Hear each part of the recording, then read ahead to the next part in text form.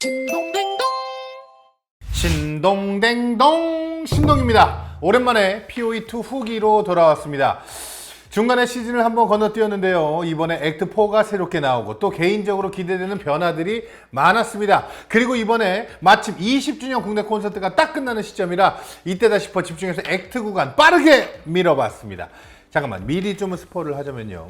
이전까지는 어차피 얼리 액세스고 앞으로 갈 길이 더 많이 남은 상황에서 긍정적으로 볼 수 있는 부분들이 많았는데요. 이게 상당히 볼륨이 큰 액트4가 공개되면서부터는 잠재되어 있던 문제들이 좀 드러나는 계기가 되었다고 할까요? 하지만 그럼에도 왜 이게 재밌었는지도 이야기를 해보도록 하겠습니다. 제가 POE2 처음 해보고 후기를 올렸을 때 디아블로와 가장 차별화된 경험이 결국은 거래라고 했었잖아요. 여기서 한 발 더 나아가서 이제 오프라인 상점을 이용할 수 있게 되었습니다. 이제 긴 말하고 답장 오기를 기다렸다가 파티 요청 기다리고 방문해서 거래하는 과정까지 중간에 무슨 일이 있을지 모르기 때문에 어쩔 때는 그냥 사고 싶은 아이템만 보고 긴말 하다가 뭐 자야 하는 날도, 그런 날도 있었잖아요. 그런데 이제 아예 정찰제 상점이 생기다 보니 거래에 쏟아야 하는 시간이 급격하게 줄어들었습니다. 그리고 검색과 구입 모두 인게임에서 가능하다 보니까요, 거래가 대단한 일이 아니라 그냥 뭔가 아이템을 바꾸고 싶을 때나 시세가 궁금할 때 손쉽게 아이쇼핑 하듯이 볼 수 있는 것도 큰 장점이 되겠죠.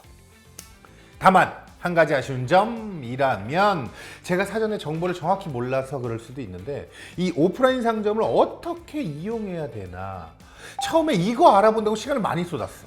이게 화폐 교환처럼 어느 정도 액트 진행이 되고 액트4에서야 사용할 수 있게 되더라고요. 저는 이 부분이 장단점이 있다고 보는 게, 일단 거래가 시작부터 너무 쉬워지면 개발사에서 의도한 캠페인 경험을 제대로 못할 수도 있죠.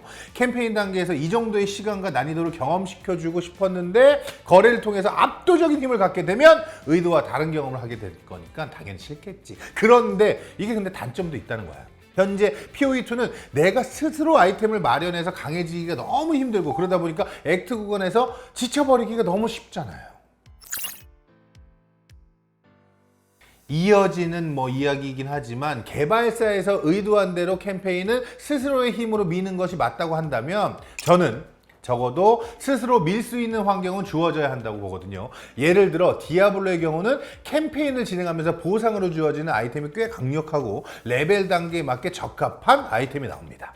그리고 더 중요한 것이요, 디아블로는 보상 아이템이 내가 플레이하고 있는 캐릭터가 착용할 수 있는 것만 나오게 되잖아요. 그런데 POE2는 거래 기능이 있다 보니까요, 그냥 아무거나 나와도 상관없어. 그런데 가장 중요한 건 레벨업 하나하나 할 때마다 강력해지는 것을 몸소 경험하고 싶은 시기에 아무런 상관도 없는 아이템이 나오고, 이걸 내가 편하게 다른 걸로 바꿔 쓰지도 못하게 되다 보니까 막상 POE2의 어려운 난이도에 비해서 우리의 캐릭터는 내 생각만큼 세지도 않고, 그러다 보니 액트 구간이 길어질수록 우리는 지겹고 재미가 없고, 그래서 항상 하는 게 뭐야, 항상 추천할 때 조금만 버텨봐, 조금만 더 해봐, 막 이렇게 하잖아. 아무튼 저는 거래소 사용을 액트 제한 두는 건 괜찮은데, 그러려면 캠페인 구간에서 보상 아이템이 내가 플레이하는 캐릭터에 의미가 있게 제공 그렇게 해주던가, 이렇게 좀 부탁 좀 드리겠습니다.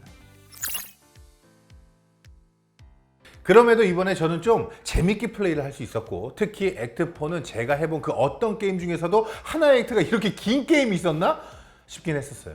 스토리에 집중해서 좀 차분하게 즐길 수가 있었는데, 이유는 딱 하나인 것 같아요. 제가 POE2 입문을 워붕이로 해서 그렇다고 밖에는 말을 못할 것 같죠.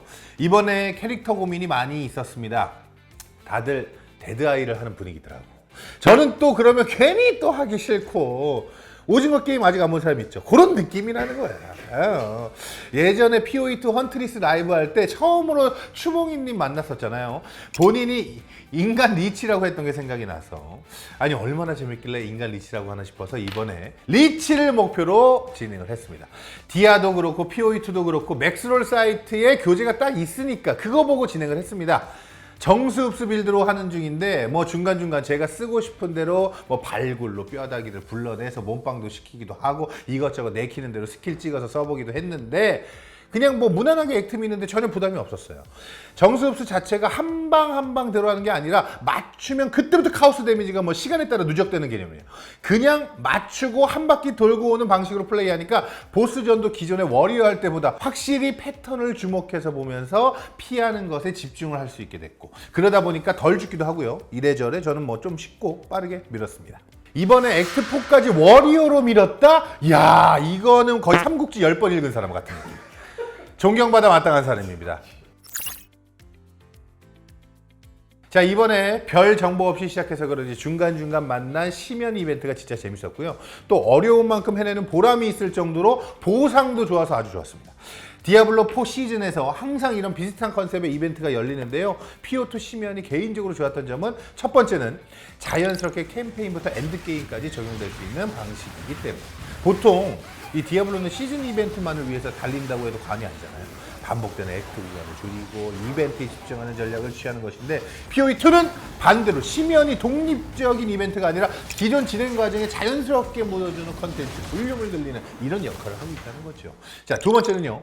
스토리가 말이 된다는 점.